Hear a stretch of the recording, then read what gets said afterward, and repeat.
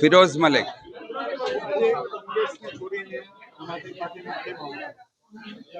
આવવાનું કારણ 34 વર્ષ પછી પણ જે ઈચ્છા હતી તે પૂરી નથી થતી ભાજપને હરાવવાની. હવે ભાજપને હરાવવું છે તો કંઈક તો કરવું પડશે. સુરત શહેરની અંદર સુરત શહેરના લોકો માટે કામ કરવા છે અને અમને કામ કરવાની તક ત્યાં મળતી નહોતી. અમારી જે એક્સપર્ટીસ છે તેનો ઉપયોગ નહોતો થતો. એટલે આજે અમે લોકોએ વિચાર્યું કે ભાઈ હવે આપણે રિટાયરમેન્ટની એ તરફ જઈએ પહેલા એકવાર ભાજપને હરાવવાનો આનંદ તો લઈએ ને. એટલે આમ આદમી પાર્ટી એ દિશામાં ખૂબ સારી રીતે આગળ વધી રહી છે, લડે છે રસ્તા પર ઉતરીને, પ્રજામાં વિશ્વાસ ઊભો કર્યો છે, નાત જાતના વાળાઓથી દૂર રહીને એમના પોતાના પ્રશ્નો માટે કામ કરતા રહ્યા છે. તો અમને પણ એવું થયું કે હવે આમાં જોડાઈને આપણી શક્તિનો ઉપયોગ અહીં કરીશું તો કદાચ પરિણામ સુધી આપણે પહોંચીશું.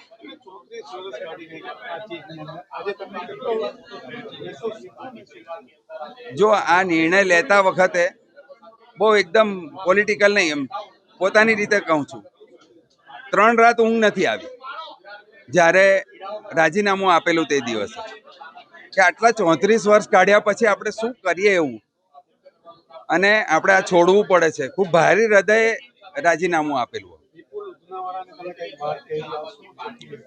વિપુલ ઉધનાવાલાને અમે એટલે વાત નથી કરી. એ પહેલી વખત અમે લોકો જ્યારે પ્રમુખ બન્યો ત્યારે અમારી વાત થઈ હતી.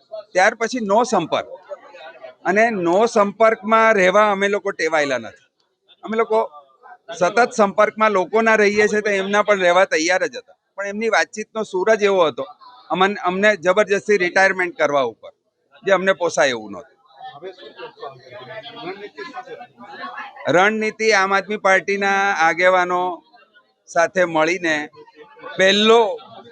સૌથી પહેલું ટાસ્ક એ જ હશે, કોર્પોરેશન સુરત મહાનગરપાલિકામાં વધારેમાં વધારે બેઠકો જીતીને સત્તાના સૂત્રો આમ આદમી પાર્ટી સંભાળે તે દિશામાં આગળ કામ કરીશું. મુસ્લિમ વોટ હવે બહુ વિચારતો થયો છે. ગઈ ચૂંટણીમાં હાફ હાર્ટેડલી મતદાન કર્યું. એ લોકો જાણે છે કે ભારતીય જનતા પાર્ટીને હરાવવું હોય તો કોંગ્રેસ નહીં કરી શકે. જ્યાં નાત જાતના વાડા નથી ત્યાં મતદાન એ લોકોએ હાફ હાર્ટેડલી કરેલું હતું ગઈ વખતે 2021ની ચૂંટણીમાં.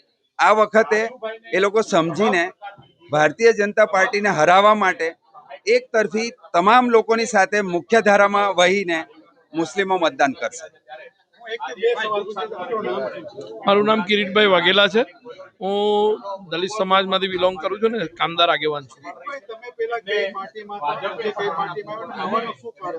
હું કોંગ્રેસ પક્ષમાં પહેલા હતો અને સુરત એસટીએસસી વિભાગમાં સુરત શહેર પ્રમુખ હતો. ખૂબ ભારી મને કોંગ્રેસ છોડીને આજે આમ આદમી પાર્ટી જોઈન્ટ કરી રહ્યો છું.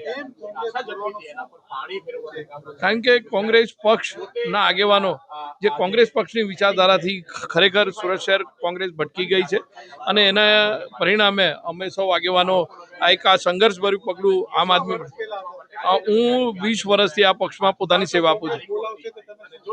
કોંગ્રેસ પક્ષ આ બાબતે કોઈ પણ તટસ્થ નિર્ણય નહીં લે ત્યાં સુધી અમે આમ આદમી પાર્ટી સાથે સંકળાયેલા જ રહીશું.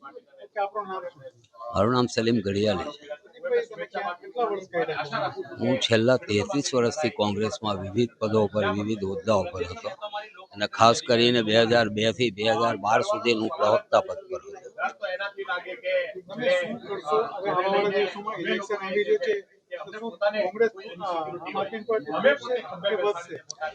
આમ આદમી પાર્ટીની સીટો વધશે એટલે એટલી વધશે કે અહીંયા શાસન આવશે. હા, મુસ્લિમોમાં હવે અવેરનેસ ખૂબ આવી ગઈ છે. મુસ્લિમો સમજી ગયા છે કે આ કોંગ્રેસ પક્ષના આગેવાનો અથવા કોંગ્રેસ પક્ષની નીતિ રીતિ માત્ર એમને ઉલ્લુ બનાવવા સિવાયની કંઈ નથી. તમે આજે જુઓ તો સુરત શહેર એક બાલ કોંગ્રેસ તરીકે કામ કરી રહી છે. પ્રદેશ કોંગ્રેસ આજે જે આક્રોશ રેલી લઈને નીકળી છે, શાનો આક્રોશ? પ્રજા તમારા પર આક્રોશિત છે. પ્રજા એટલા માટે આક્રોશિત છે કે પ્રજાએ એમના પ્રશ્નો માટે તમને વિધાનસભામાં જીતાડીને મોકલ્યા, ભલે તમે વિરોધ પક્ષમાં આપ્યા. પણ તમે વિરોધ પણ સરખી રીતે નથી કરી શકતા. લોકોના પ્રશ્નો એમની જગ્યા સ્થાને છે અને તમે રેલી લઈને બસ તમે ને તમારા જ લઈને નીકળે છે, એમાં એક માણસ નવો જોડાતો નથી. અને આ કઈ રેલી? પ્રજા તમારા પર આક્રોશ, તમે આક્રોશ રેલી કહો છો પણ પ્રજા તમારા પર આક્રોશિત છે.